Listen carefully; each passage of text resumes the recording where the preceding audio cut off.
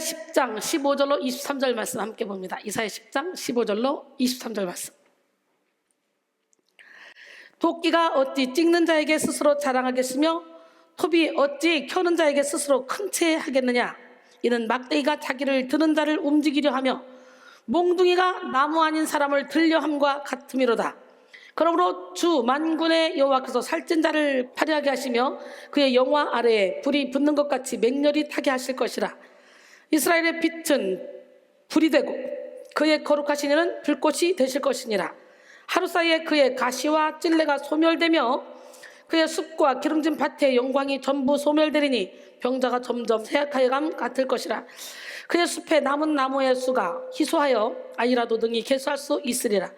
그날에 이스라엘의 남은 자와 야곱 족속의 피난한 자들이 다시는 자기를 친자를 의지하지 않고 이스라엘의 거룩하신 이 여호와를 진실하게 의지하리니 남은 자 곧 야곱의 남은 자가 능하신 하나님께로 돌아올 것이라. 이스라엘이여 내 백성이 바다의 모래 같을지라도 남은 자만 돌아오리니 넘치는 공의로 파멸이 작정되었습니다. 이미 작정된 파멸을 주 만군의 여호와께서 온 세계 중에 끝까지 행하시리라. 할렐루야. 속사람이 강해지는 길, 세 번째 시간 겸손의 길이라는 제목으로 함께 은혜를 나누기를 원합니다. 앤드류 머레이는 말했습니다. 겸손은 피조물에 처음 가는 의무이자 최고의 미덕이요 덕성의 뿌리이다. 우리는 잃어버린 겸손을 회복하여 구원받은 성도로서 살아가야 한다. 곧 하나님께 전적으로 의존하고 있다는 것을 인정하며 거룩한 삶을 추구하고 그 가운데 겸손이 드러나야 한다라고 했어요. 한 스승이 벽에다 금 하나를 긋고는 제자들에게 말했어요. 금을 건드리지 말고 금을 길게 만들라는 거예요. 금을 건드리지 말고 금을 길게 어떻게 만들어? 금 하나를 놓고 줄을 딱 그어놓고 거기다가 금을 건드리지 말고 금을 길게 만들으래. 그 말에 제자들은 고개를 갸웃거렸어요. 스승이 원하는 것이 무엇일지 짐작할 수 없잖아요. 잠깐의 시간이 지난 뒤 한 제자가 손을 들고 제가 한번 해보겠습니다 그랬어요. 앞으로 나가서 스승이 그어놓는 그 금 아래에 짧은 금을 그었어요. 그 모습을 보고 스승이 만족스러운 표정으로 빙긋이 웃었습니다. 여러분, 이 금을 자꾸 금이라는 게 우리 금긋다 그러잖아요. 줄이라고 해야지. 말을 헷갈려. 예, 줄을 건드리지 않고 그 줄을 길게 만들 수 있는 것은 뭐예요? 딱 더 짧은 줄을 그어놓으면 되는 거지. 그러면 이거에 비해서 이게 길어지는 거잖아. 스승이 그어놓은 그 금을 건드리지 않았지만 스승이 그은 금 아래에 짧은 금을 그으니까 예, 스승이 그은 그 금은 제자가 그은 금에 비해서 더 길어진 거죠. 이와 같이 우리는 상대방을 높이기 위해서 우리 스스로를 낮추는 겸손한 삶을 살아야 돼. 자신을 낮출 수 있는 실력은 강력한 능력입니다. 아무나 낮추지 못해요. 겸손한 거 이거 능력입니다. 건강한 속사람으로부터 나오는 거예요. 이미 배가 부른 자에게는 풍성한 산의 진미가 필요 없잖아요. 튼튼한 집을 구비한 자에게는 강추위의 위험이 두렵지 않잖아요. 그렇듯이 속사람이 강건한 사람은 내면의 부요로 인해 어떤 유혹에도 흔들리지 않습니다. 속사람이 강건한 사람은 하늘의 영광을 소유했기 때문에 얼마든지 자신을 낮출 수 있고 하늘의 부활을 가졌기 때문에 자신을 비울 수 있으며 예수로만 살기 때문에 자아를 죽일 수 있습니다. 갈라디아서 2장 20절에 내가 그리스도와 함께 십자가에 못 박혔나니 그런즉 이제는 내가 사는 것이 아니요 오직 내 안에 그리스도께서 사시는 것이다. 이제 내가 육체 가운데 사는 것은 나를 사랑하사 나를 위하여 자기 자신을 버리신 하나님 아들을 믿는 믿음 안에서 사는 것이라 그랬어요. 여러분, 사도 바울은 날마다 죽겠다고 고백하죠. 고린도전서 15장 31절에 형제들아 내가 그리스도 예수 우리 주 안에서 가진 바 너희에 대한 나의 자랑을 두고 단언하노니 나는 날마다 죽노라. 사랑하는 성도 여러분, 우리는 속사람의 강건함을 입어 하늘로부터 오는 충만한 공급과 위로와 은혜를 누리며 풍요를 연기하는 삶을 살아야 돼요. 날마다 내가 죽을 때 내 안에 속사람이 새롭게 거듭나고 내 안에 속사람이 새롭게 거듭나면 우리는 아무것도 없는 자 같으나 모든 걸 가진 자처럼 당당하게 살게 돼요. 저처럼 고린도서 6장 8절로 10절 보니까 우리는 속인 자 같으나 참되고 무명한 자 같으나 유명한 자요 죽은 자 같으나 보라 우리가 살아있고 징계를 받는 자 같으나 죽임을 당하지 아니하고 근심하는 자 같으나 항상 기뻐하고 가난한 자 같으나 많은 사람을 부욕해 하고 아무것도 없는 자 같으나 모든 것을 가진 자로다 그랬어요. 이 세상을 살아가는 사람들은 각자에게 주어진 인생을 살면서 많은 길을 만들죠. 수많은 길을 만들어 마침내 자신이 만든 길 끝에 섰을 때 후회 없는 삶을 살고 싶어 합니다. 그래서 각자가 가치를 두고 있는 물질, 명예, 권세, 인정, 사랑, 지식, 건강에 집착하며 하루하루를 이 땅의 것만 바라보고 이 땅의 것만 생각하며 살아가죠. 우리 하나님은 위의 것을 바라보라고 하는 위의 것. 거기는 그리스도께서 하나님 우편에 앉아 계신대. 내가 진짜 죽었으면 우리 하나님이 그리스도와 함께 우리를 하늘에 앉혀놓은대요. 그래서 예수님이 나타날 때 우리도 영광 중에 함께 나타난대. 그러니 땅에 있는 지체를 죽이래. 곧 음란, 부정, 사욕, 악한 정욕, 탐심이니 탐심은 우상숭배라고 말했어요.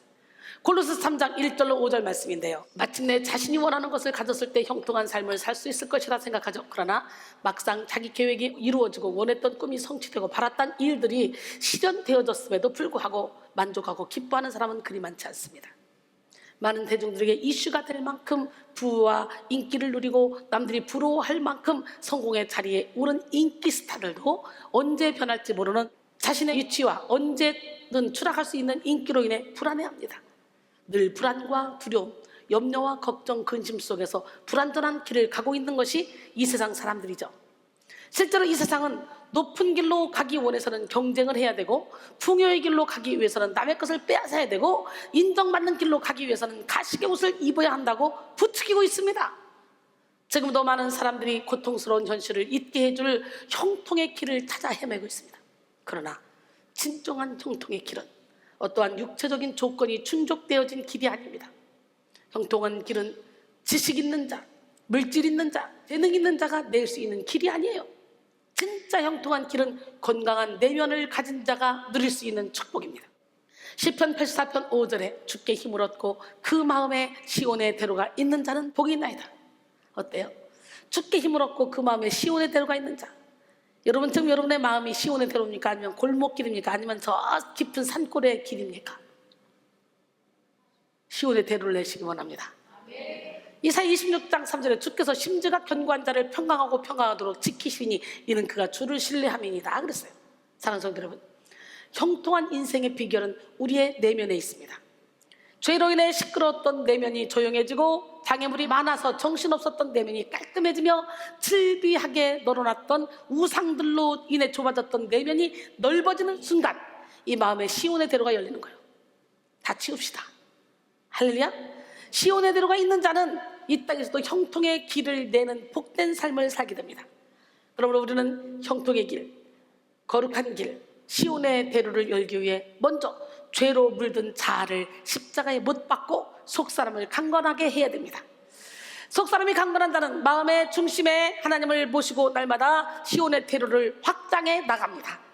역경에 부딪힌다 할지라도 역경보다 더 강한 내면의 힘을 가지고 있기 때문에 넉넉히 뚫고 나갈 수가 있습니다. 예상치 못한 사건, 사고가 발생한다 할지라도 앞서 일하시는 성령의 인도를 받기 때문에 해를 입지 않습니다. 어마어마한 풍파가 불어와도 예수님께 뿌리를 깊게 내려 요동하지 않으면 거센 비바람이 불어와도 피난처 대신 예수 그리스도의 보호를 받아 흔들리지 않습니다. 고난 중에도 이 세상이 감당하지 못할 삶을 살게 되는 거죠. 히브리서 11장 그러면 믿음 전당이잖아요. 믿음의 선진들의 전당. 36절로 38절 보니까 또 어떤 이들은 조롱과 채찍뿐만 아니라 결박과 옥에 갇히는 시련도 받았으며 돌로 치는 것과 톱으로 켜는 것과 시험과 칼로 죽임을 당하고 양과 염소의 가죽을 입고 유리하며 궁핍과 환난 학대를 받았으니 이런 사람은 세상이 감당하지 못하느니라. 그들이 광야와 산과 토굴과 동굴에 유리하였느니라 그랬어요. 죽음을 불사하고 세상이 감당하지 못할 사람이 되는 거예요. 내면이 강건해지면. 로마서 8장 37절로 39절. 그러나 이 모든 일에 우리를 사랑하시기로 말미암아 우리가 넉넉히 이기느니라. 내가 확신하노니 사망이나 생명이나 천사들이나 권세자들이나 현재일이나 장래일이나 능력이나 높음이나 깊음이나 다른 어떤 피조물이라도 우리를 우리 주 그리스도 예수 안에 있는 하나님의 사랑에서 끊을 수 없느니라 그랬어요. 내가 주인 삼은 모든 거 내려놔 볼까요? 찬양하며 거친 풍랑 가운데서 깊은 바다처럼 우리 영혼이 항상 잠잠하고 평강을 누리기를 바랍니다.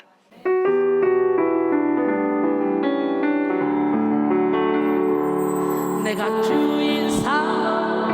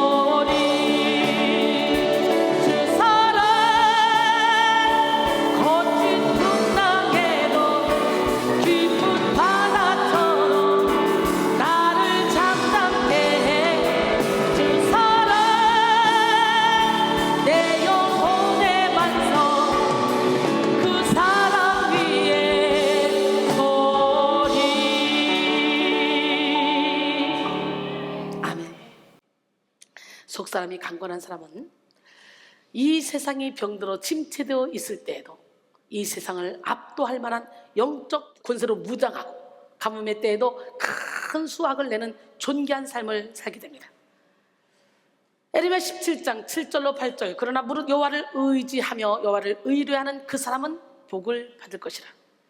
그는 물가에 심어진 나무가 그 뿌리를 강변에 뻗치고 더위가 올지라도 두려워하지 아니하며 그 입이 청청하며 가무는 해에도 걱정이 없고 결실이 그치지 아니한 같으니라 그랬어요. 그러므로 우리는 속사람을 강건케 하는 일에 몰두해야 합니다. 그리스도인들이 사모해야 할 것은 이 땅의 것이 아니에요. 속사람이 강건한 사람이 바라는 형통의 축복은 육의 축복이 아닌 영의 축복입니다. 속사람이 강건한 자가 원하는 능력은 뭐냐? 육의 권능이 아닌 영의 권능입니다. 속사람이 강건한 자가 사모하는 부요함은 뭐냐? 육의 부요함이 아니라 영의 부요함이에요. 그래서 늘 영의 초점을 맞추고 자신의 영을 가꾸는 일에 힘을 씁니다. 그리스도인들은 날마다 속사람의 능력, 곧 영적 권세를 쌓는 일에 집중해야 돼요. 교회의 위기가 찾아오고 성도로서의 자리를 지킬 수 없을 만큼의 위험이 찾아온 바로 지금 이때가 속사람의 능력을 발휘할 때입니다. 여러분, 속사람이 강건케 되는 비결은 겸손의 길을 걷는 거예요.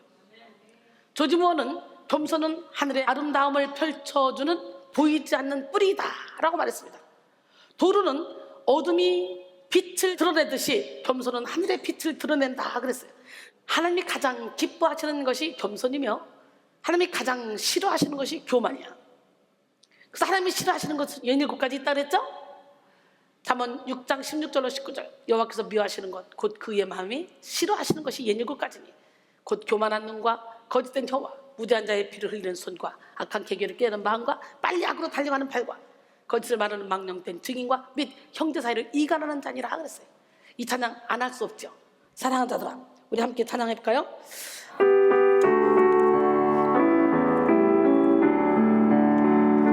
나의 사랑하는 자녀들아, 주님의 뜻 이루어라. 하나님이 미워하시는 것 17가지니 교만한 눈, 거짓된 영, 무죄한 자,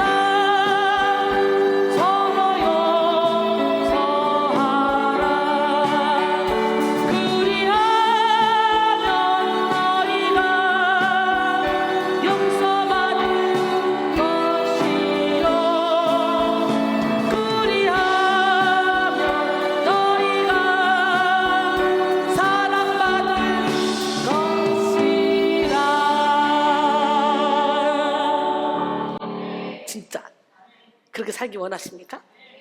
네. 야고보서 4장 6절에 보니까 그러나 더 큰 은혜를 주시나니 그러므로 일렀을 때 하나님이 교만한 자를 물리치시고 겸손한 자에게 은혜를 베푸시느니라 그랬어요. 겸손은 하나님의 은혜를 끊임없이 공급받게 하는 능력이자 고단한 인생 가운데 쉼을 누리게 하는 비결입니다. 마태복음 11장 28절로 30절 수고하고 무거운 짐진 자들아 다 내게로 오라 내가 너희를 쉬게 하리라. 나는 마음이 온유하고 겸손하니 나의 멍에를 메고 내게 배우라. 그리하면 너희 마음이 쉼을 얻으리. 이는 내 멍에는 쉽고 내 짐은 가벼움이라 하시니라. 할렐루야.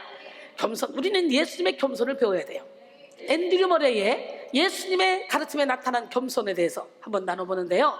겸손은 천국 생활에 있어서나 이 땅의 생활에 있어서나 축복을 받는 비결이다. 두 번째는 겸손은 곧 우리의 구원이다. 세 번째는 겸손에서 가장 큰 영광이자 하늘에 속한 생각 그리고 은혜 받은 피조물의 으뜸가는 특징이 바로 겸손이다. 겸손은 우리가 하늘에서 받을 영광의 척도가 될 것이다. 하나님의 나라에서 영예로운 자리로 오르도록 하는 것이 겸손뿐이다. 자기를 낮출 때 높아진다.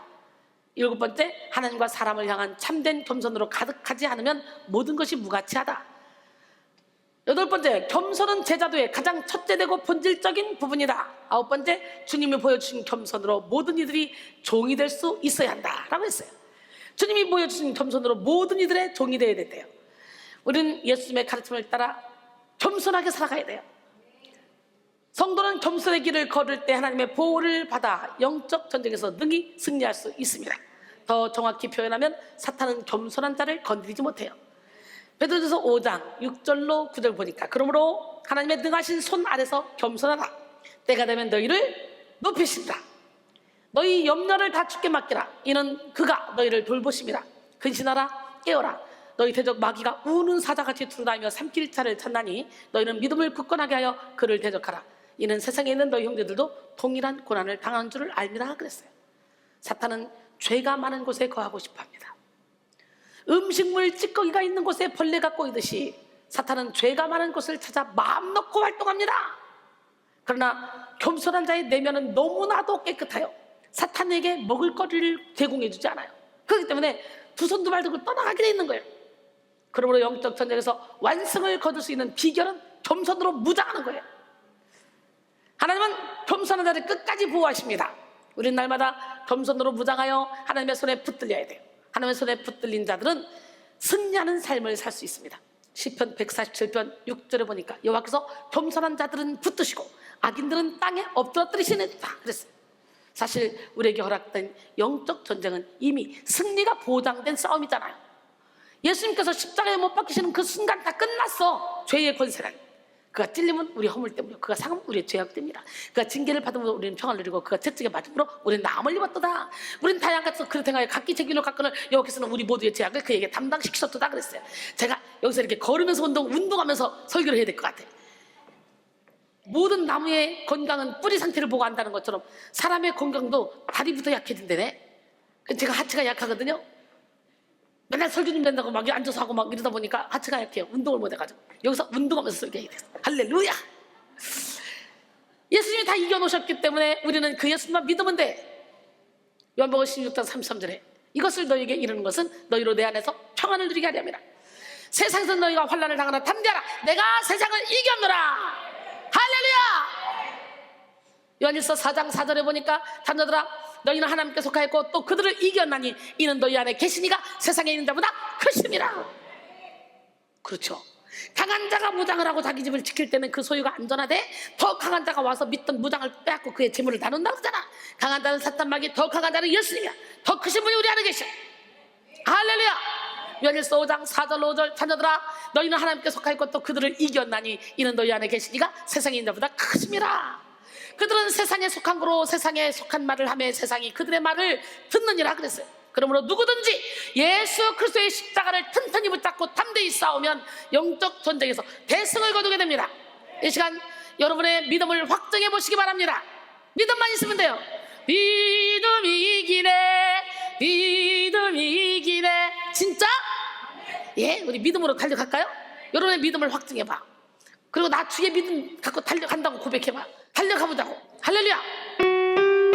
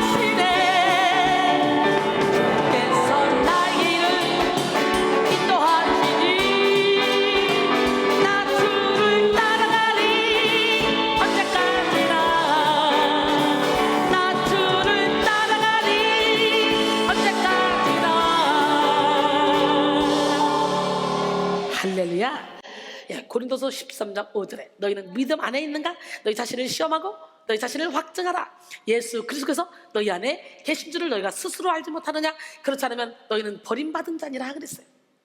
주님이 이미 이겨놓은 싸움인데도 많은 성도들이 믿음이 없어서 영적 전쟁에서 패배합니다. 세상 사람하고 다를 것이 없는 그런 삶을 살아요. 참으로 안타깝죠. 영적 전쟁에서의 승리의 계가를 부르는 성도는 극히 드물어요. 우리 교회 성도는 거기다가 승리의 계가를 부르죠? 저봐요, 미쳤잖아요.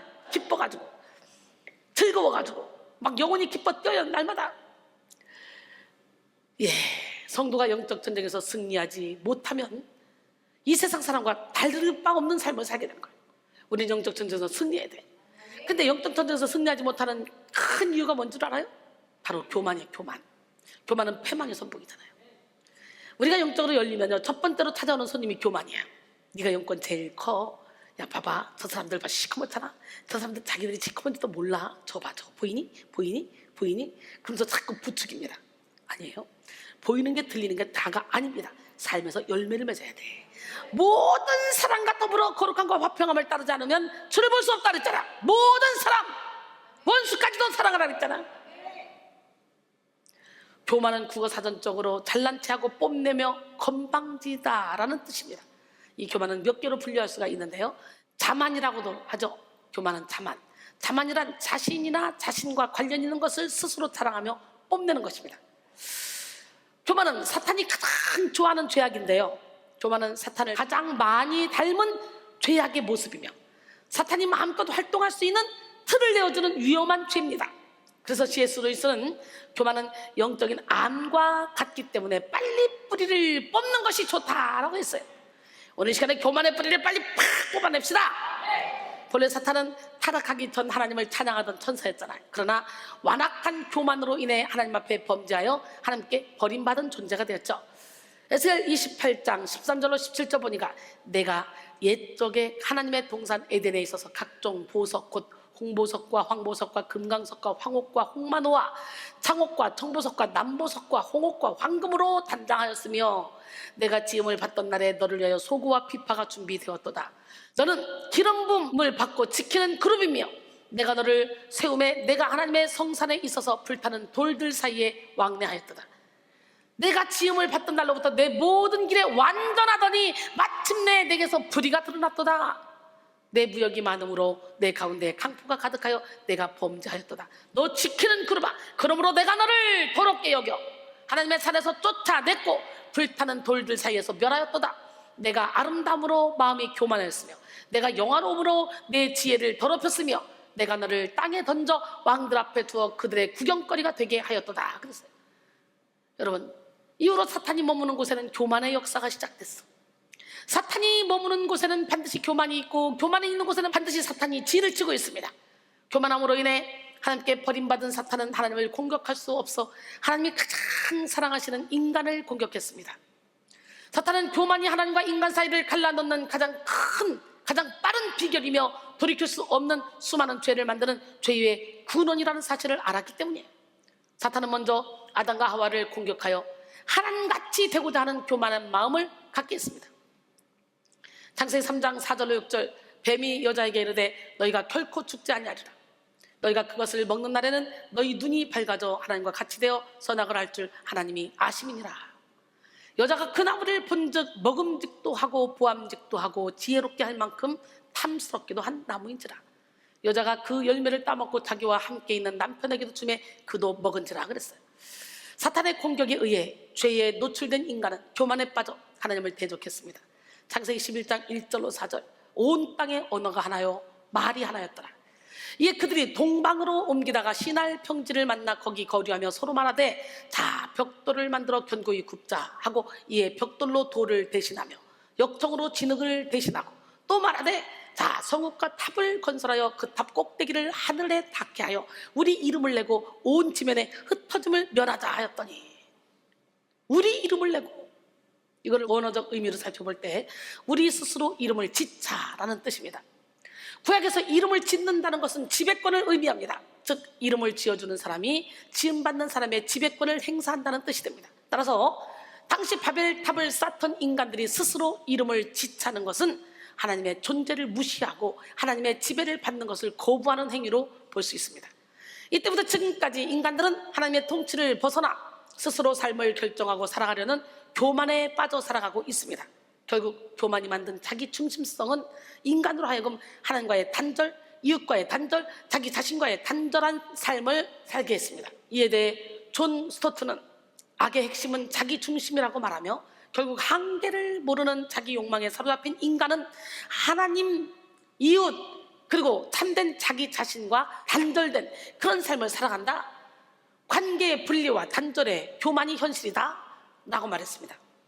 교만으로 인해 하나님의 통치를 벗어난 인간은 통제되지 않는 악의 본성에 가속을 내고 있는데요, 현대 수많은 사람들이 인간의 힘으로 해결할 수 없는 갖가지 문제 앞에서도 하나님을 찾지 않는 궁극적 이유가 뭡니까? 바로 교만한 본성 때문에 그래요. 교만한 본성을 가진 인간은 하나님의 섭리와 계획을 깨닫지 못합니다. 그러니 하나님의 음성을 듣지도 못하며 하나님 주시는 감동을 느끼지도 못합니다. 그저 자신의 계획을 앞세우고 자아의 소리를 크게 내며 자기 마음대로 살아가기 바쁘죠.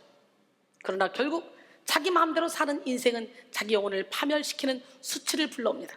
잠언 16장 18절에 교만은 패망의 선봉이요 고만한 마음은 넘어짐의 앞잡이니라 그랬어요. 시편 119편 21절에 교만하여 저주를 받으며 주의 계명들에서 떠나는 자들을 주께서 꾸짖으셨나이다 그랬어요. 그렇잖아요. 신구약 중간사가 있잖아. 사람들이 교만해서 지멋대로 살으니까 하나님이 침묵해버렸어. 사사기 17장 6절에 그때에는 이스라엘에 왕이 없었으므로 사람마다 자기 소견에 옳은 대로 행했다는 거예요. 옳은 대로. 소견에 옳은 대로 사는 사람들 많죠? 오늘 시간에 내 생각대로 사는 것이 아니라 하나님의 말씀대로 사는 우리 모두가 되길 원해요. 유명한 개신교 신학자 라이놀드 니버는 그의 책 인간의 본성과 운명에서 교만을 4가지로 분류했습니다. 권력의 교만, 지적인 교만, 도덕적 교만, 종교적 교만입니다. 첫째, 권력의 교만은 생명의 유한성과 의존적 특성을 망각하고 자신을 자기 창조자이며 자기 운명의 주관자로 믿는 데서 비롯됩니다. 권력의 교만은 사회적 권력을 장악한 개인이나 집단에서 현저하게 나타납니다. 권력을 장악한 사람들은 그 권력을 더욱 안전하고 확고하게 하기 위하여 물질을 지배하고 사람들을 지배하고자 합니다. 둘째, 지적인 교만은 하나님에 대한 무지로 인해서 생겨난 죄인데요, 지적 교만에 빠진 인간은 인간의 유한한 지식을 궁극적 지식인 것처럼 포장합니다. 지적인 교만은 인간의 지식이 한시적인 것을 망각하고 초역사적인 것으로 생각하는 이성에서 비롯됩니다.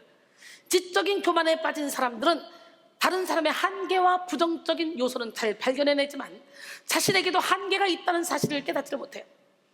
셋째, 도덕적 교만은 자신의 선을 무조건적인 도덕으로 간주합니다. 그래서 남의 행위를 자기의 기준과 맞지 않는다는 이유로 질책하는 독선을 가져오죠.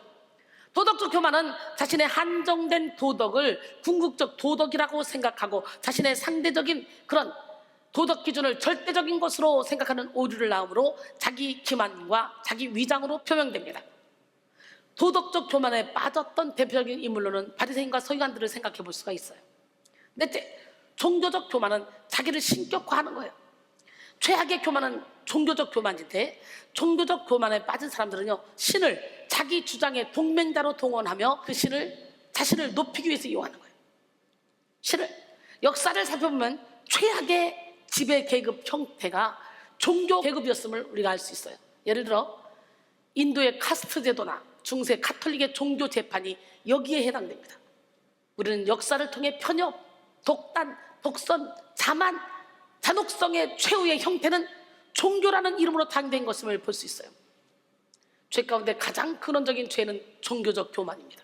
우리는 교만한 본성이 만든 권력의 교만, 지적인 교만, 도덕적 교만, 종교적 교만을 다 예수 이름으로 버려야 돼요. 하나님의 통치를 받지 않는 인간은 모두 다 교만합니다. 오늘 본문에는 교만에 빠진 앗수르에 대한 하나님의 징계가 예고되어 있습니다. 앗수르는 하나님을 떠난 이스라엘 백성을 책망하시기 위해 사용된 하나님의 도구였습니다. 하나님은 이스라엘 백성을 너무도 사랑해서 큰 은혜를 베풀어 주셨지만 이스라엘 백성들은 하나님을 배반했어요. 수많은 경고에도 마음을 돌이키지 못한 이스라엘 백성은 하나님의 심판을 면하지 못했습니다. 이스라엘을 징계하신 하나님의 목적은 그들의 죄를 깨닫고 하나님께로 돌아오게 하시기 위함이었어요. 하나님은 이스라엘을 징계하시기 위해 아수르를 도구로 사용했어요. 그렇다고 해서 아수르가 그들보다 더 의로운 것은 아니었습니다. 아수르는 하나님의 손 안에 있는 하나님의 도구에 불과했어요. 그러나 어리석은 아수르 사람들은 자신을 하나님보다 강한 존재인 것처럼 여겼습니다. 그들의 마음이 교만하였고 높은 눈으로 자신들의 힘과 지혜를 자랑했죠. 그들은 자신들의 힘과 지혜로 여러 나라들을 정복했다고 착각했습니다. 아수르의 왕들은 이 땅의 모든 일을 주관하시며 나라를 세우기도 하시고 나라를 폐하기도 하시는 하나님에 대해 알지 못했어요. 마치 자신들의 지혜와 능력으로 이스라엘을 다스리고 있는 것이라고 착각했죠. 그들은 하나님을 알지 못해 교만했고 하나님의 의도를 알지 못해 자만했습니다. 여러분은 어떻습니까? 하나님의 주권을 알지 못한 아수르 사람들은 자신들의 힘으로 여러 나라들을 침략하려고 했습니다. 하나님은 그런 아수르 왕의 욕심과 교만을 미워하셨어요. 그래서 이사야 10장 12절에 그러므로 주께서 주의 일을 시온산과 예루살렘에 다 행하신 후에 아수르 왕의 완악한 마음의 열매와 높은 눈의 자랑을 벌하시리라 그랬어요. 우리도 이처럼 하나님의 주권을 인정하지 못하면 자신도 모르는 사이에 마음이 완악해져서 교만의 길로 빠질 수밖에 없어요. 사탄은 지금도 성도로 하여금 겸손의 길로 가지 못하게 하려고 총공격하고 있습니다. 겸손의 길로 가는 성도는 마침내 예수를 닮은 삶을 살게 된다는 것을 알고 있기 때문이죠. 그래서 지금도 사탄은 겸손의 길로 가는 여정 가운데 수많은 장애물을 놓고 성도를 유혹합니다. 그러므로 우리는 더욱더 정신을 차리고 영을 깨워서 포기하지 않고 겸손의 길을 완주해야 합니다. 겸손의 길을 완주하기 위해 우리는 어떻게 해야 될까요? 첫 번째, 자기 자랑 욕구를 다스려야 돼요. 사람은 누구나 다 자기를 자랑하고 싶어하는 욕구를 가지고 있어요. 그러나 자기 자랑 욕구는 교만이 만든 죄입니다. C.S. 루이스는 내가 얼마나 교만한지를 알 수 있는 쉬운 방법은 사람들이 나를 무시하거나 알아주지 않거나 내 일에 참견하거나 자랑할 때 당신 안에 그것을 싫어하는 마음이 있다면 교만하다는 증거다 라고 말했어요. 사람들이 자신이 가진 것들을 자랑하고 싶은 궁극적인 이유는 결국 높임받고 싶은 마음 때문이에요. 교만은 하나님이 아닌 자기 자신을 높이게 합니다. 더 나아가 교만한 사람은 존경 욕구에 빠져 누군가로부터 존경받지 않으면 견딜 수가 없는 거예요. 타인으로부터 존경받을 때 자신의 존재 가치를 느끼고 존경받고 있다고 느낄 때 스스로 우월한 존재라고 여깁니다. 그러나 스스로 높임받고 싶어하는 존경 욕구는 자신의 가치를 높이는 것이 아니라 오히려 자신의 가치를 떨어뜨리는 결말을 초래합니다. 마태복음 23장 12절에 누구든지 자기를 높이는 자는 낮아지고 누구든지 자기를 낮추는 자는 높아지리라 그랬어요.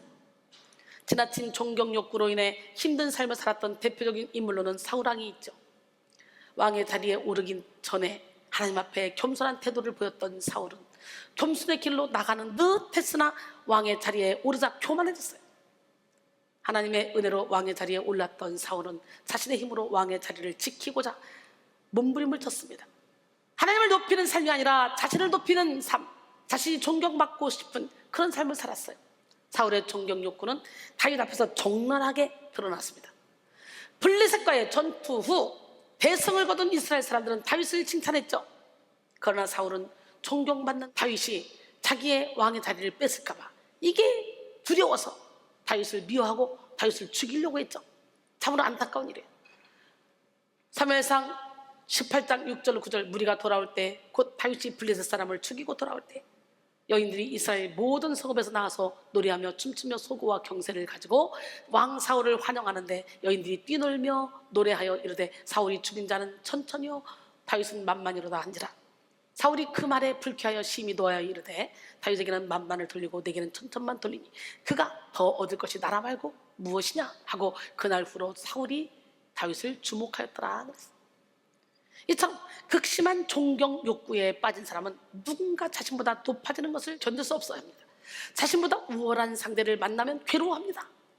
결국 존경 욕구에 빠진 사람은 날마다 경쟁하며 비교하며 아주 피곤하고 힘든 삶을 살아갈 수밖에 없어요. 자신을 자랑하기 위해선 자신의 좋은 점만을 보고 살아가는 것처럼 보이는 거예요.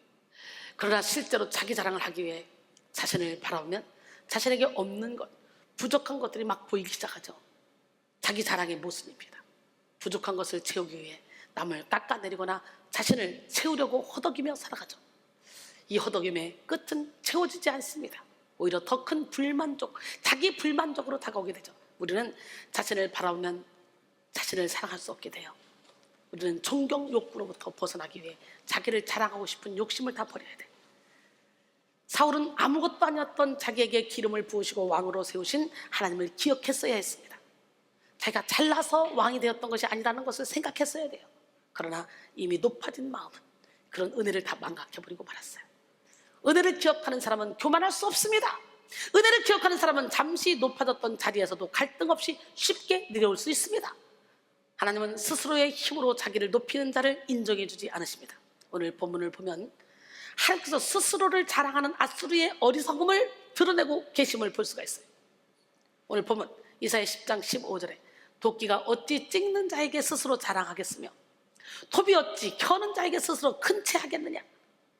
이는 막대기가 자기를 드는 자를 움직이려 하며 몽둥이가 나무 아닌 사람을 들려 함과 같으므로다. 하나님은 비유법을 사용하셔 자신의 신분을 망각한 아수르 왕의 무지를 비웃으셨어요. 즉 하나님은 열국을 정복하는 힘과 지혜를 마치 자기 것인 양 자랑하는 아수르 왕에게 왕의 위치가 무엇인지를 분명히 일깨워주고 있습니다. 아수르 왕은 하나님이 사용하시는 도끼와 톱과 막대기와 몽둥이에 불과해요. 이순이는 하나님이 사용하시는 도끼와 톱과 막대기와 몽둥이에 불과합니다. 하나님 우리를 동역자로 사용하시지만 우리 하나님이 잘하게 하시는 거지, 우리가 잘하게 하는 게 아니야. 하나님이 쓰시던 도구를 버리시면 금세 가치를 잃게 되는 것이 아수르의 위치였어요. 하나님이 쓰시는 도구에 불과한 아수르는 자랑할 것이 아무것도 없었어. 아수르는 자신들이 가진 위치와 힘과 권력은 일시적으로 하나님이 허락하신 것들이었다는 것을 알고 겸손히 행했어야 했습니다.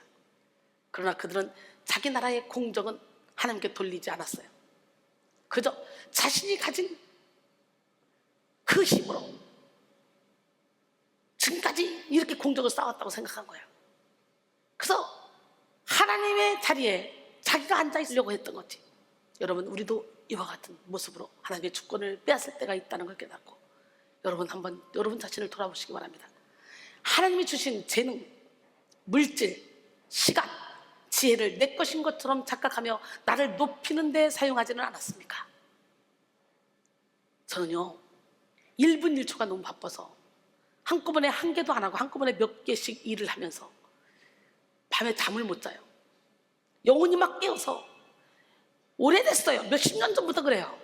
그러니까 자는 거 쪽잠이에요. 자는 게 자는 거고 힘들으면 피곤한 게 자는 거고. 어저께도 잤어 자고 하다가 이제 내가 좀 된 것 같아. 이제 좀 된 것 같아. 그리고 잠깐 한 1, 2분 자다가 눈 떠보니까 내가 노래 불러줬는데 안 그리고 있더라고. 왜 그랬어? 주무시길래 이가 잘 깨워야지. 아유 계속 안 주무시다가 잠깐 주무신데 어떻게 깨워요? 그러더라고. 그냥 쪽잠 자요. 근데도 내용은 항상 기쁘고 즐겁고 행복하고 너무 이쁘잖아. 진짜 신기해. 기쁘게 즐겁게 살으니까.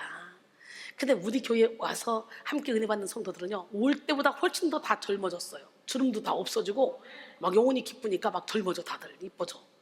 저만 이뻐지는 게 아니라 막 내가 이렇게 막 행복해서 이 행복의 에너지를 막 발산시키니까 여러분들도 행복해지잖아요. 저만 보면 행복하잖아요. 한날의 삐랄 한날의 주의 영이 내게 막 이거 듣는데 내가 막 그냥 엉덩이 들썩 들썩 내가 기쁘더라고. 오늘 하루 종일 들었는데 그냥 바쁜 와중에도 내가 그걸 틀어놓고 내가 기특해가지고 아니 근데 이순이 이런 머리에서 어떻게 그런 찬양이 나와. 애들이 부르는 찬양을 하나님 어떻게 이렇게 나를 통해 그런 찬양을 만드세요. 하나님 신기해요. 너무 신기해요. 나는 내가 신기해요. 나는 못해요. 우리 주님이 그냥 가만히 있는데 어저께 내가 이제 율법 그거 설교한다 했잖아. 여호와의 율법은 뭐 완전하여 뭐 어쩌고. 그래가지고 어제 그저께 설교하면서 그 말씀이 나와서 나 그거 찬양 만들 거야. 그리고 어제 만들었어요. 멋지게 만들었어요. 그냥 나와요. 이게 음악이 그냥 이렇게 흘러서. 참 신기하네. 하나님은 이 세상을 창조하신 분으로 모든 것에 대해 주인의 권한을 갖고 계십니다. 세상에서 이루어지는 모든 것의 원인자가 된다고 말할 수 있죠. 따라서 우리는 무슨 일을 이뤘다면 모든 영광을 하나님께 올려야 돼. 하나님이 우리에게 허락하신 선한 것들은 겸손으로 무장할 때 제 역할을 다할 수 있어요. 그러므로 우리는 겸손의 길을 완주하기 위해 교만으로부터 시작한 자기 자랑 욕구를 십자가에 못 박아야 합니다. 할렐루야. 저는 너무너무 신기해요. 하나님 도대체 내게는 없는 거예요. 이거는 이런 믿음감은. 근데 왜 이런 믿음으로 자꾸 곡을 만들게 하세요? 그러니까 만들어 놓고도 내가 그걸 찾아가기 힘들잖아요. 신기해요.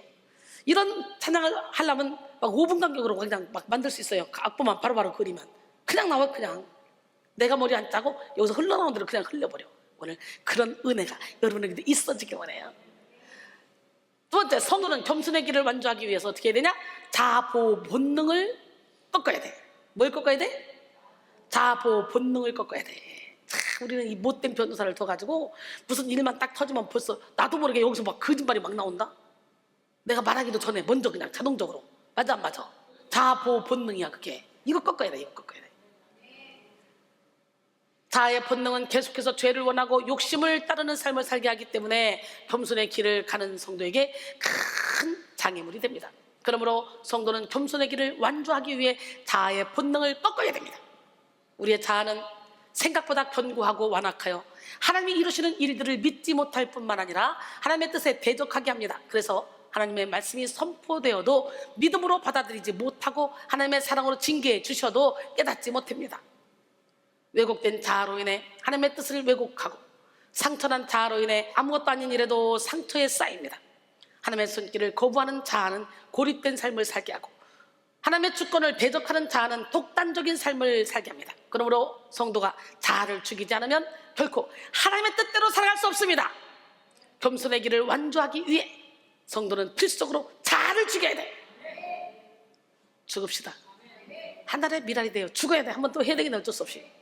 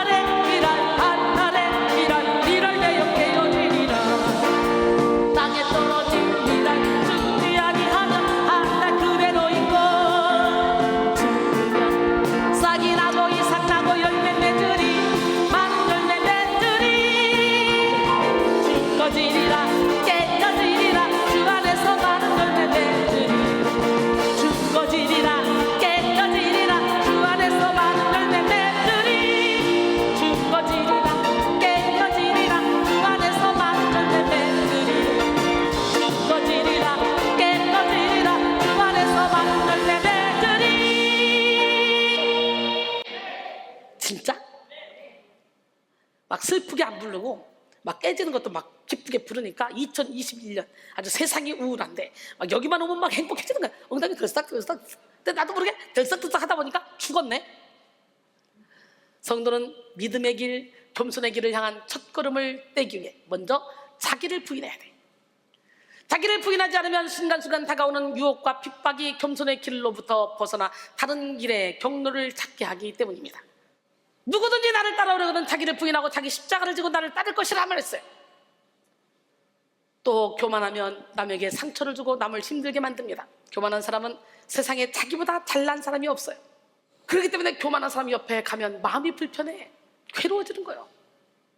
교만한 사람은 자기 주장만 고집하고 남을 존중해주지 않습니다. 남을 무시하기 때문에 교만한 사람을 만나면 마음에 상처를 받고 없던 병도 생겨.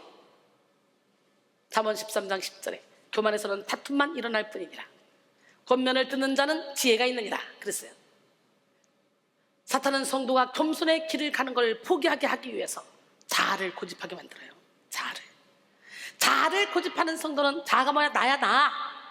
자아를 고집하는 성도는 하나님의 통치를 거부하고 자기 주권을 내세우는 어리석은 삶을 살게 됩니다. 사람들은 자기 주권을 내세울 때 가장 만족스럽고 행복한 인생을 살게 될 것이라고 생각하지만 전혀 그렇지 않습니다. 착각이에요. 하나님은 인생의 주권을 하나님께 내어드린 자의 삶을 풍요롭게 인도하십니다. 자, 자기 인생의 주권을 하나님께 내어드리지 않는 자의 삶은 징계하십니다. 인생 막대기로 살아는 채찍으로 여호와께 여러분의 인생길을 맡기세요. 시편 37편 4절로 6절 또 여호와를 기뻐하라. 그가 내 마음의 소원을 이루어 주시리로다. 내 길을 여호와께 맡기라. 그를 의지하면 그가 이루시고 내 의를 빛같이 나타내시며 내 공의를 정오의 빛같이 하시리로다. 할렐루야. 시편 42편 5절에 내 영혼아 내가 어찌하여 낙심하며 어찌하여 내 속에서 불안해하는가.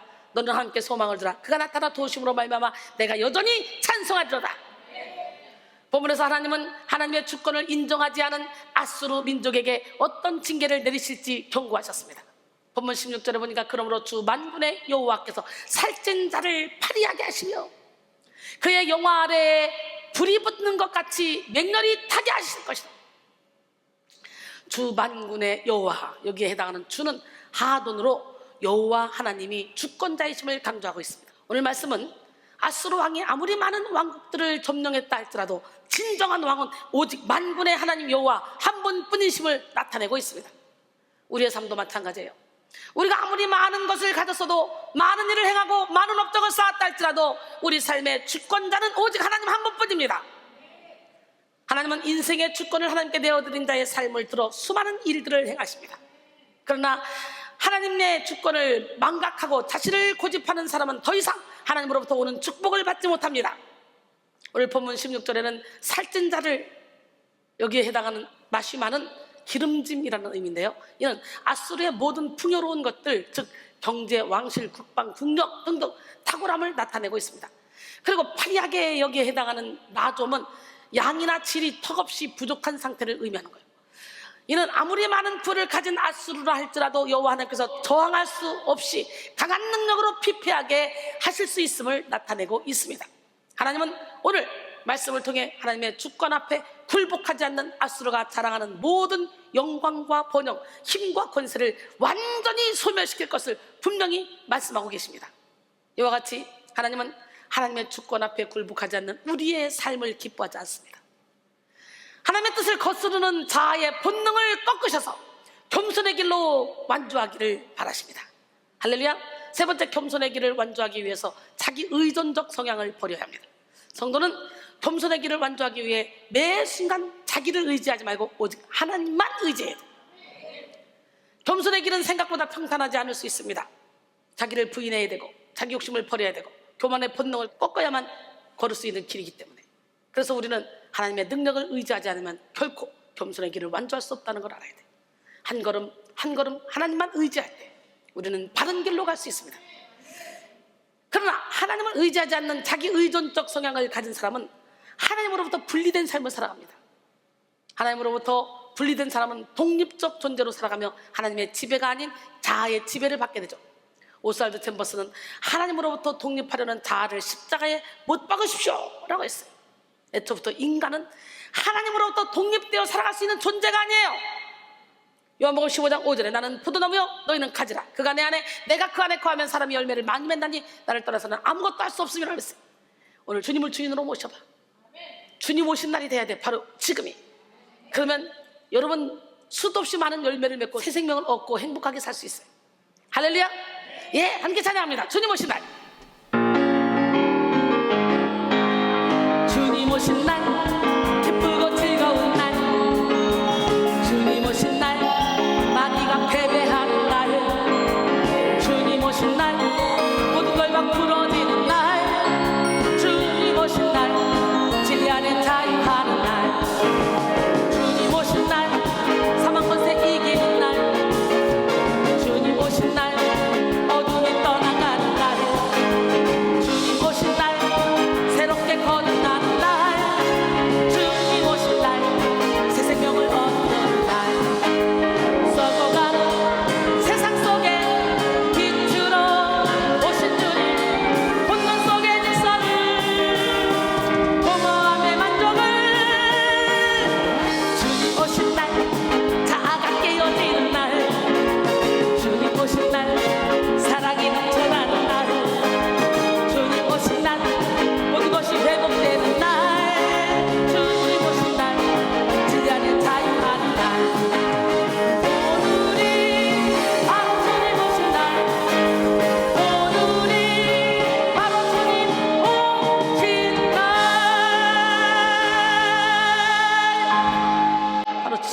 주님을 주인으로 모셔봐. 자아가 깨져.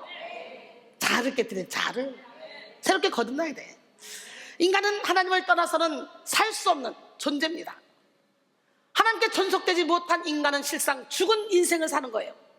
하나님으로부터 독립된 자의 열심은 아무런 열매를 맺지 못합니다. 하나님으로부터 독립된 자의 그 열정은 헛된 방향을 따라 움직일 때가 많이 있어요. 향방 없이. 그러나 하나님께 존속된 자는 작은 것을 심어도 큰 수확을 거두고 많은 것이 없다 할지라도 많은 열매를 맺는 지혜로운 삶을 살아갑니다. 그러므로 우리는 자기 의존적 성향을 십자가에 못 박고 하나님께 존속된 삶을 살아야 합니다. 할렐루야. 오늘 본문 17절 18절 이스라엘의 빛은 불이 되고 그의 거룩하신 이는 불꽃이 되실 것이니라. 하루 사이에 그의 가시와 찔레가 소멸되며 그의 숲과 기름진 밭의 영광이 전부 소멸되리니 병자가 점점 쇠약하여 감 같을 것이라 그랬어요. 이스라엘의 빛이라는 칭호는 여호와께서 이스라엘 족속에게 언제나 소망이 되시는 분임을 암시합니다. 소망의 하나님은 이스라엘의 빛이 되어 그들의 앞길을 인도해 주시는 좋으신 분입니다. 어둠 가운데 비추는 빛은 암울한 환경 가운데 있는 자에게 주어지는 평안과 소망을 나타냅니다. 오늘 본문은 구체적으로 이스라엘의 빛이 되시는 하나님이 불이 될 것이라고 말씀하고 있어요. 이는 빛 대신 하나님을 의지하는 자에게는 소망이, 빛에 의존하는 것을 거역하는 자들에게는 하나님의 무서운 심판자가 되신다는 거예요. 하나님이 무서운 심판자. 결국 빛을 의지하는 이스라엘 백성들은 흑암의 상황 속에서도 소망의 하나님을 만나게 되고, 빛을 의존하지 않았던 아수르는 하루아침에 모든 영광이 소멸되는 비참한 최후를 맞이합니다. 아수르는 불이 붙으면 순식간에 소멸되는 가시와 찔레처럼 하나님의 심판 앞에 무력하게 세력이 소멸되었어요.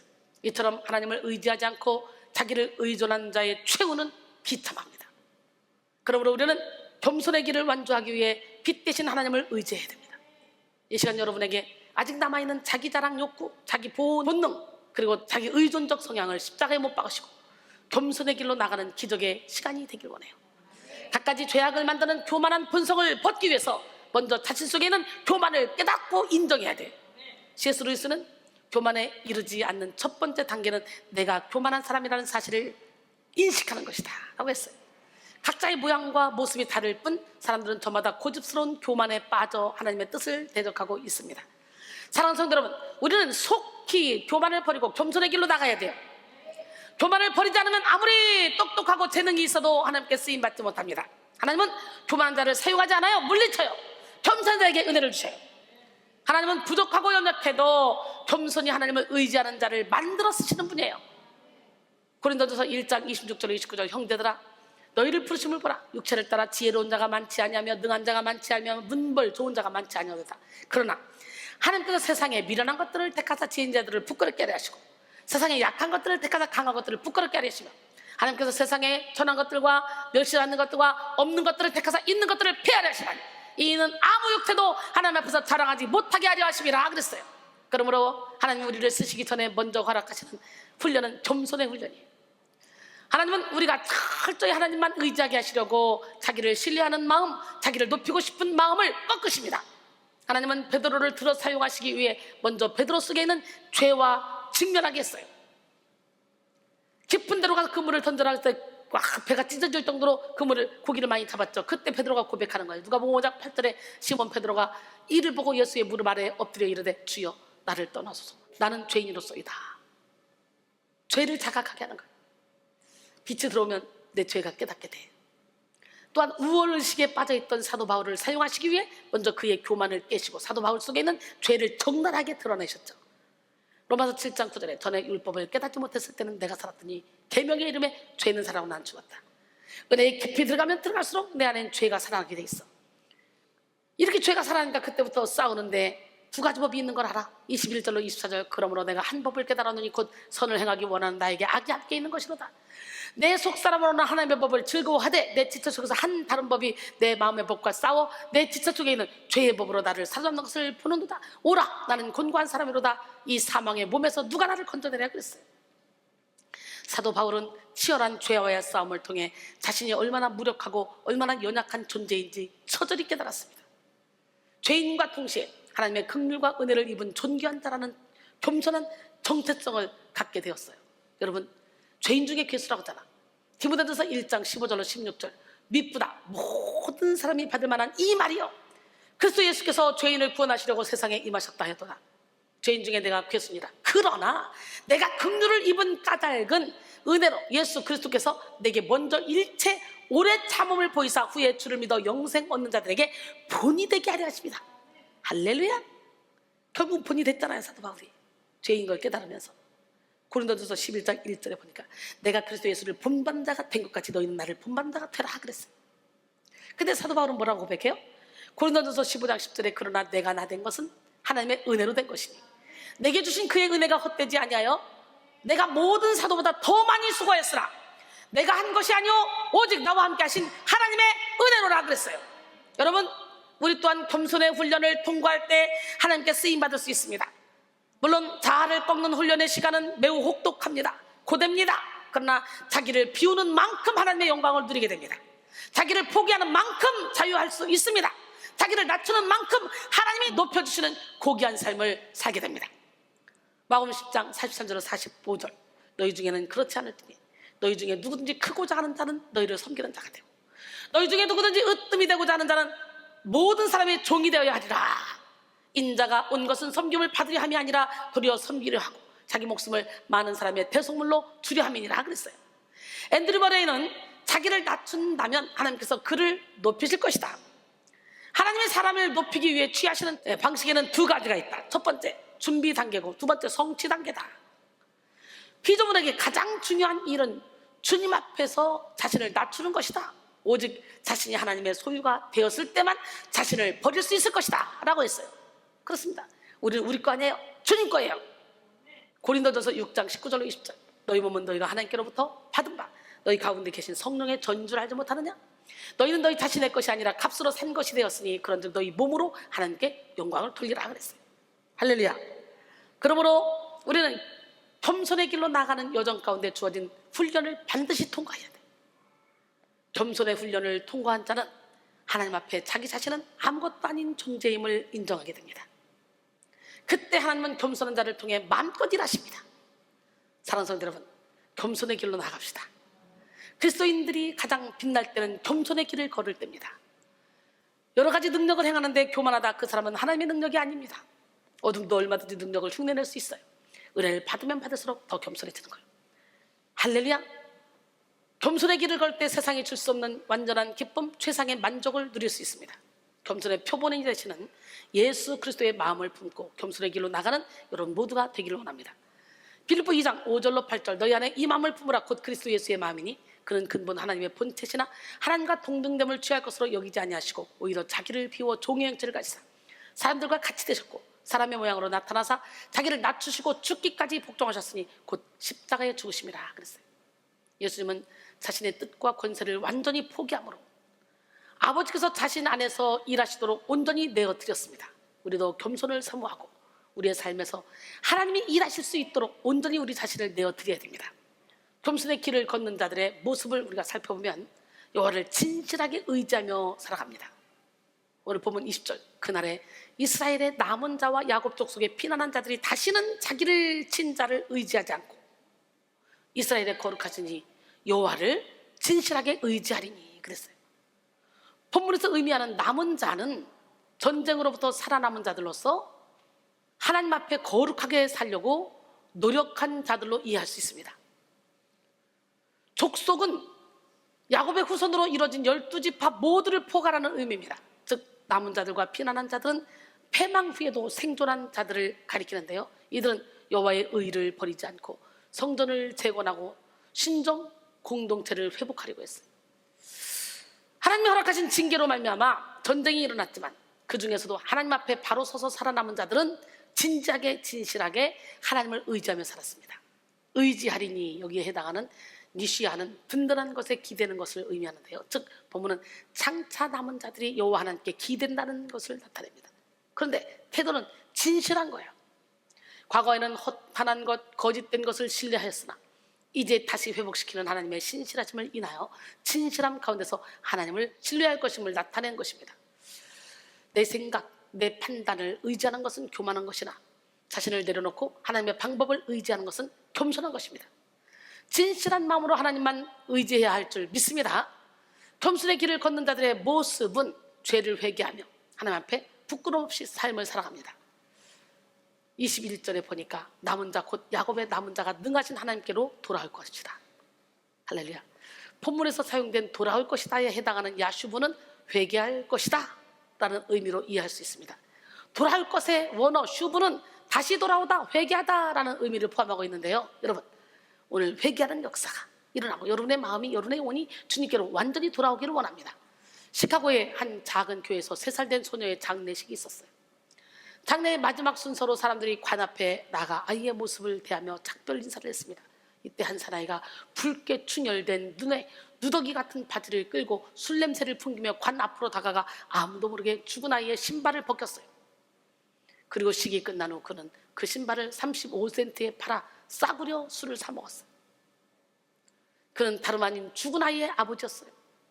얼마 후 그는 십자가 앞에 눈물로 회개하며 돌아와서 치유 불가능한 1000여 명의 알코올 중독자들을 전도해서 갱생시킨 장본인이 되었습니다.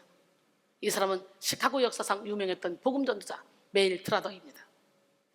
교만의 길에서 돌이켜 겸손의 길로 나가는 자들은 다시는 교만에 빠지지 않기 위해 죄를 회개하며 죄로부터 돌이킨 삶을 살아갑니다.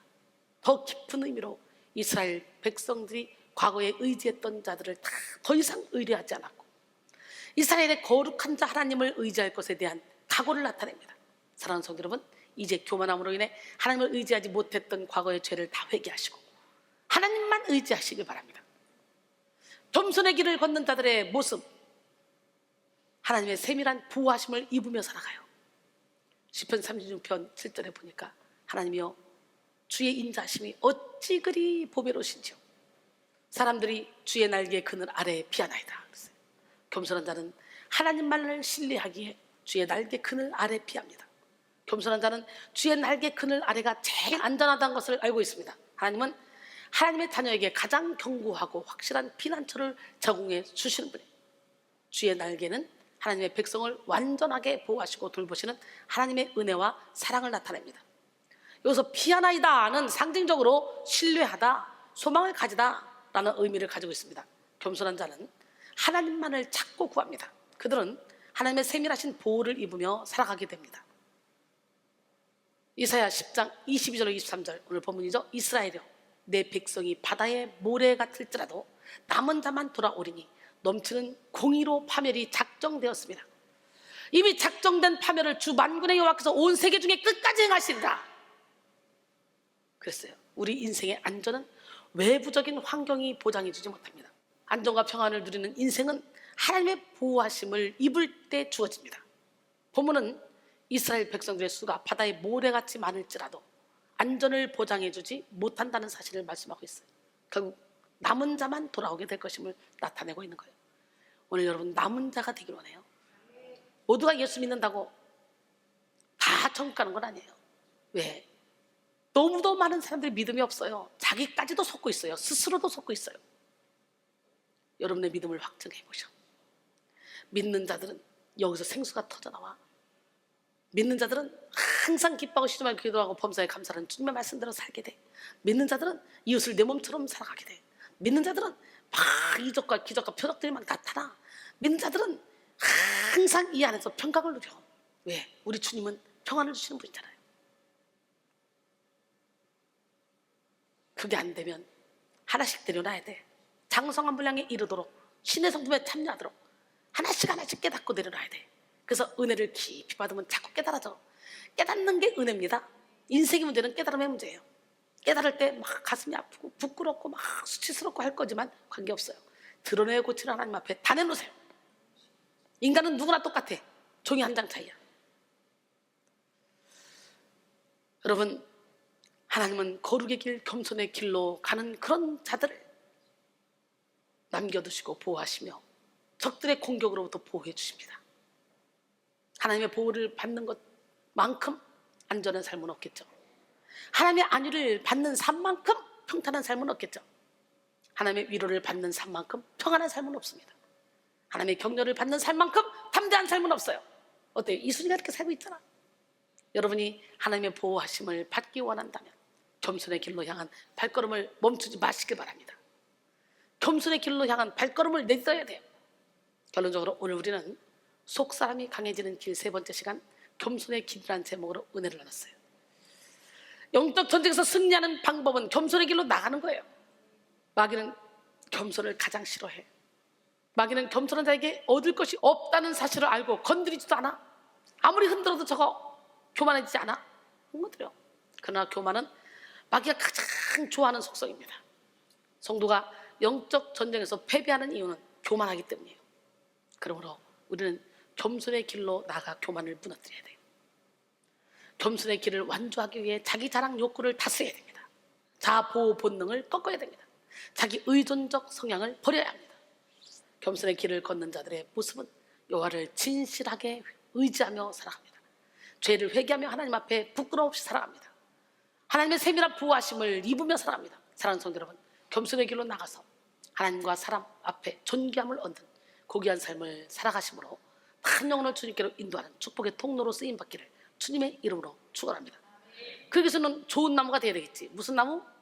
좋은 나무. 함께 찬양합니다. 좋은 나무, 나쁜 나무, 우리들은 무슨 나무일까? 좋은 나무, 좋은 열매, 나쁜 나무, 나쁜 열매. 마음의 밭 달고 닦아온 거래요. 아름다운 마음으로 좋은 나무 많으시고 예수님의 사랑으로 예수님의 능력으로 좋은 열매 많이 맺어 빛 가운데 나가리. 빛의 열매 모두 착한 의로운 같은 신함이니 우리 모두 좋은 나무 되어 빛의 열매 맺으리. 좋은 나무, 나쁜 나무, 우리들은 무슨 나무일까? 좋은 나무, 좋은 열매, 나쁜 나무, 나쁜 열매. 마음의 밭 갈고 닦아온 거래요. 아름다운 마음으로 좋은 나무 많으시고 예수님의 사랑으로 예수님의 능력으로 좋은 나무 많이 맺어 빛 가운데 나가리. 빛의 열매 모두 착한 의로운 같은 신함이니 모두 좋은 나무 되어 빛의 열매 맺으리. 우리 모두 좋은 나무 되어 빛의 열매 맺으리. 우리 모두 좋은 나무 되어 빛의 열매 맺으리. 좋은 나무 되어 빛의 열매 맺기를 원합니다. 참 찬양들이 신나죠? 너무 신기하네. 그냥 이게 흥얼거리면 그냥 노래가 되는 거야. 이런 지혜를 주셔서 나도 지금 계속 감동이야. 계속 감동. 지금요 하나님께 하나님 왜 이러시는 거예요? 도대체 왜 그러시는 거예요? 제가 그러고 있어요 지금요. 저도 모르는 일들이 요즘에 막 저에게서 일어나고 있어요. 이게 잠재력이 개발된 거죠. 여러분들도 이 잠재력이 개발되셔서 여러분 자신도 모르는 일들을 막 행하시는 하나님을, 여러분을 통해 일하시는 하나님을 보시기 바라고, 여러분도 이렇게 저처럼 막 기쁨에 넘쳐서 하나님께만 영광 돌리는 이런 삶을 사시기 원합니다. 어때요? 제 영혼이 막 기뻐서 막 넘치는 것 같아요? 막 기뻐서 감당할 수 없는 것처럼 보여요? 전 진짜 기뻐서 감당할 수 없습니다. 바닷가의 수많은 모래들처럼 사람들이 그렇게 많지만 그 많고 많은 사람 중에 특별히 택해서 예수 믿게 하시고 믿는 거로 끝나는 것이 아니라 영적인 비밀을 가르쳐 주게 하시고 많은 영혼을 주님께로 인도하게 하는 일에 쓰임받게 하셔서 영원토록 빛나게 해주신 하나님, 그 하나님께 얼마나 감사한지 여러분들도 그런 삶이 되기를 원합니다. 아멘.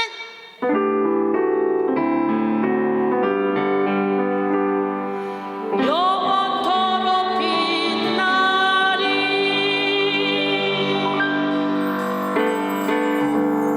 바닷가에 동해같이 많고 많은 사람 중에 나를 택해 연단하여 쓰시려고 하시네. 징계하고 연단하여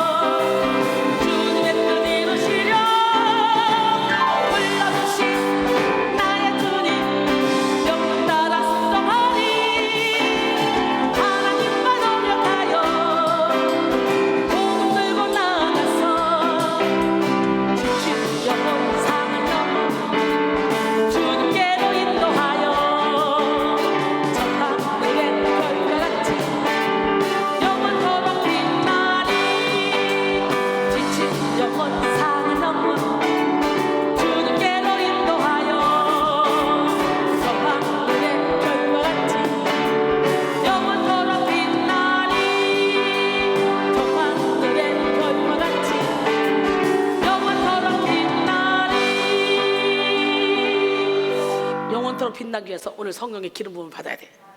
주의 영이 내게 임하셨으니 우리 큰 소리로 한번 찬양하고 뜨겁게 기도할 때 오늘 강력하게 주의 영의 임재를 느끼시고 체험하시고 기적의 주인공들이 다 되셔서 하나님의 뜻을 이루어드리는 능력자들이 되기를 원합니다.